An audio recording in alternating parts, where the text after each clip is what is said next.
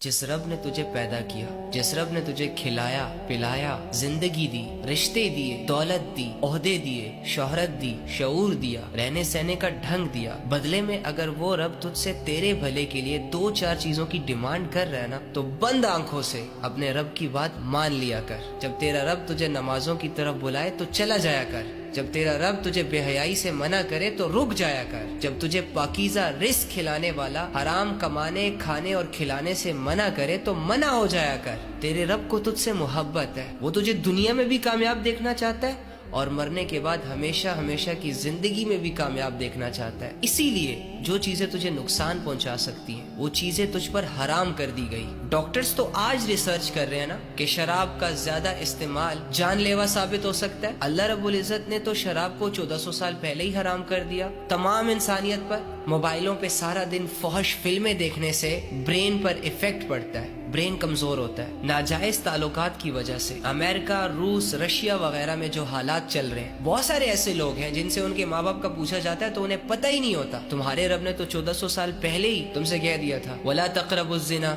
जिना के करीब मत जाना। ये बहुत बड़ी बेहयाई का काम है, जिसकी वजह से आज आपका एक खानदान मेंटेन है। आपको आपके बाप का पता है, आपके दादा का पता है, आपके परदादा का पता है, खानदानी लोग हो।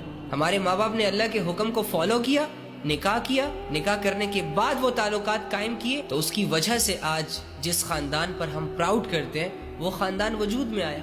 अगर अल्लाह के हुक्मों को पामाल किया जाता तो हमारा कोई खानदान ना होता, हमारा कोई फैमिली सिस्टम ना होता। आज वो लोग जिनके मुल्कों में बेहयाई है, मुसलमानों के लिबास का मजाक उड़ाया करते थे और अपने आप को बहुत लिबरल शो करते थे, और इस सोच में आहिस्ता आहिस्ता वो अपने कपड़ों का साइज छोटा करते गए, छोटा करते गए, छोटा करते गए, यहाँ तक के उनके जिस्मों पर कपड़े बाकी ना बचे। आज सारे नंगे घूम रहे, अब वो भेड़ बकरियों की तरह अपनी जिंदगी गुजार रहे। 5 मिनट का वो गंदा ताल्लुक उनकी नजर में एक रिश्ता है, वो 5 मिनट के लिए निभाते हैं और खत्म। हमारे हाथों एक बंदा 10 लोगों की जिम्मेदारियां उठाता है, वहाँ लोग एक दूसरे की जिम्मेदारी तक नहीं उठा सकते। अल्लाह रब्बुल इज्जत ने जो पाबंदियां हम पर लगाई हैं वो हमारे भले के लिए लगाई हैं, तो लिहाजा अब हमें चाहिए कि हम अल्लाह के हुक्मों के पाबंद बने। जहाँ पर रोका गया वहाँ रुक जाए, बेलगाम घोड़ों की तरह और भेड़ बकरियों की तरह अपनी जिंदगी ना गुजारे। कोशिश करेंगे ना इंशाअल्लाह। इरादा करोगे सब आसान है, शर्त ये कि अभी करो।